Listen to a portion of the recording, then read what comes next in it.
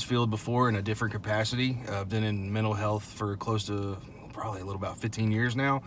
When this opportunity came about, I decided I wanted to try a different side of it. I had some friends that went to Summit and they said that it was great, and I wanted to try out the care coordination side, so I transitioned over. So I never knew anything about the PASSE, and I knew I wanted to help people, and so I looked it up and saw a post for Summit. Heard good things about Summit, so I applied, and here I am. Care coordination is not cut and dry. For each member, there's something different. There's some need, some requirement that's going to be something that probably wasn't in your training, something you weren't expecting. But when it's them, you do what you do. You do what you have to do. And they make it so easy. They tell you exactly what they're expecting or what they need. And that's what we do. So kind of just my background working with social work and in the mental health field definitely played a big factor in helping them reach their goals and just become the best people they can be. I became a care coordinator because of my passion for working with this particular population of behavioral health, mental health, developmental disabilities. It's just always kind of been my background. I wanted to step into a new role and be kind of like that liaison between providers and members and linking the gap in care and just making sure that they have what they need, including services, whether that be a ear just to vent to or helping fill out a job application, just really servicing them holistically and being there for them. What drew me to care coordination is just really helping people. It makes me feel good knowing that I made that family happy, or I was able to bring them a good resource for them.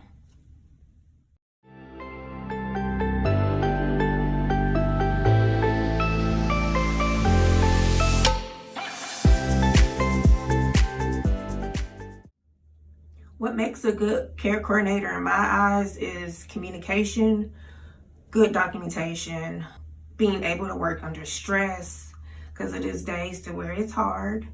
Also just being patient and remind yourself that you're helping others that needs our help.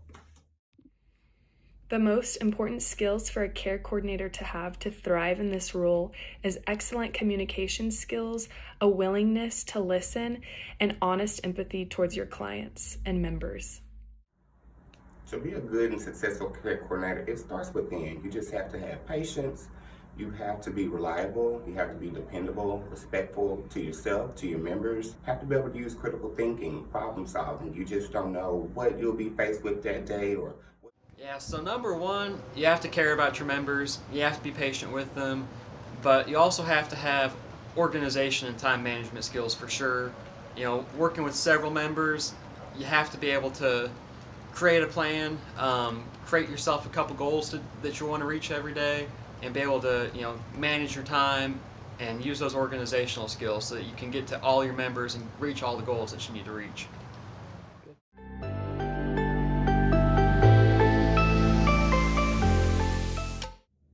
One of my biggest success since I've been a care coordinator, one of my members didn't have clothes, and her mother had dropped her off with her biological father with nothing but basically what she had on. And so I made it my duty to make sure that she had clothes, and I brought clothes and stuff back that I donated them to her, and it made her feel good. And so that made me feel good at the end of the day to know that she has, some type of clothes and stuff, and that she feels safe and warm because it was cold during that time. My biggest success story is I had a new member who wasn't able to be contacted for a while. I finally got in touch with them and we scheduled an in-person meeting at their house. Whenever I got there, the member was sitting outside and they told me that they hadn't had electricity for a little while, so we sat outside in the middle of summer. It was very hot, and we went and did a PCSP. So we went through their diagnosis and everything that they need and found out that they had schizophrenia and a lot of physical issues.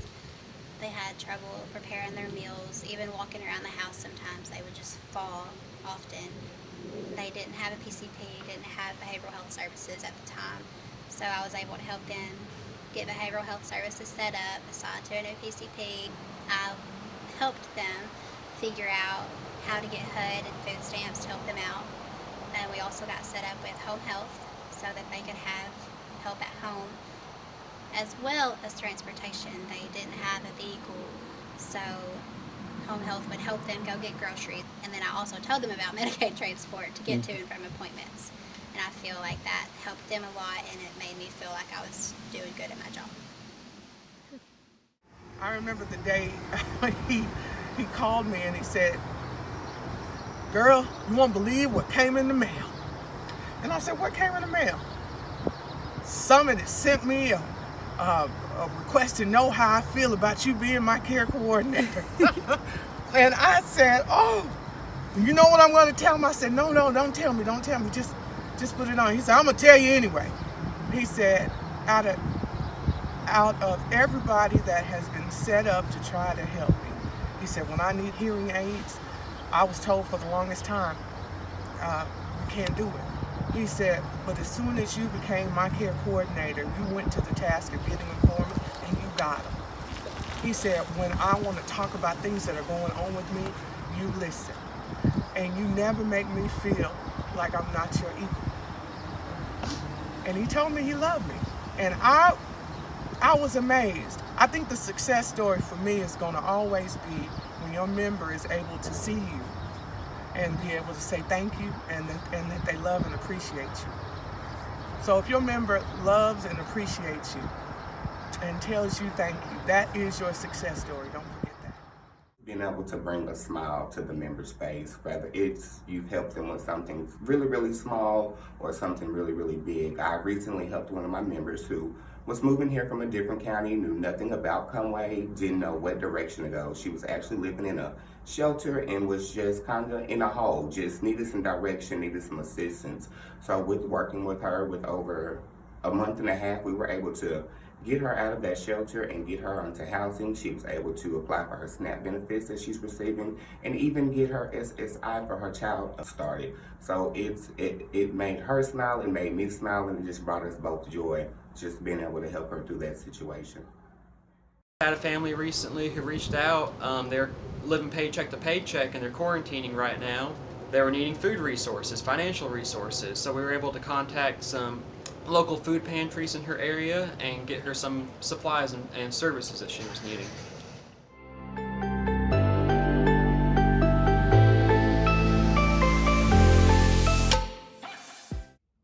So a day in the life of a care coordinator changes all the time. Most of my days consist of me reaching out to my members. If they need something, I'll then find a resource for them, give them the resource, help walk them through what those steps look like. If they need to apply for things like HUD or SNAP benefits, I'll walk them through how to apply for that and answer any questions. I'm also doing lots of provider contacts, so I'm reaching out to therapists to get more information on, my members' history and diagnosis and see if they have a treatment plan. I'm documenting all the time, document. I'm creating and writing PCSPs for my members and completing health screeners, and I'm really just being available and attentive to my members' needs.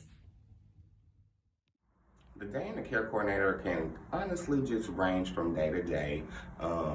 It could be filled with calls from providers, therapists, physicians, schools, counselors. It's just a plethora of things. It could also be filled with many face-to-face visits along with documentation, always working on person-centered service plans, updating health risk assessments, and just kind of taking the balls how they are turned at you. You may have multiple calls from members that are needing assistance with different things. There may be follow-ups that you need to follow up on, things that you have pre-planned or things that may have been missed that you need to reschedule. And you just have to try to stay above all of that and have some focus and determination and some structure just to be able to complete all of those tasks that you're given. First week, we're doing outreaches, and right now I have 53 on my caseload, so I do 53 outreaches throughout the first week, and the majority of those are done on the first day. It's just to kind of check in, see how everything's going, see if they need any help with anything, see if they need any assistance.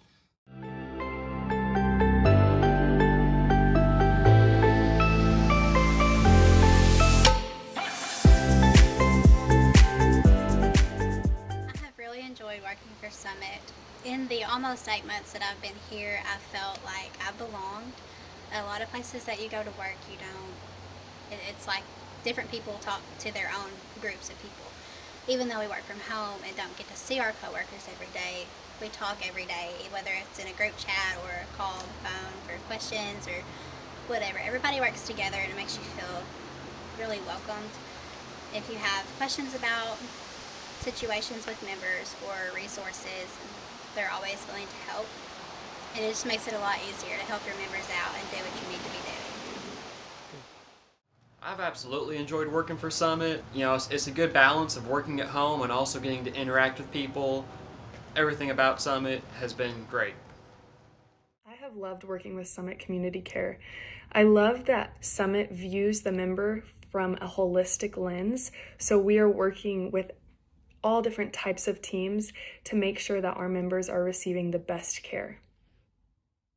My name is Brittany Carnett. Well, my name is Ben. My name is Seth Irwin. My name is Thomas Credit. My name's Lashaya Taylor. My name is Tara Randalls, and I am a care coordinator.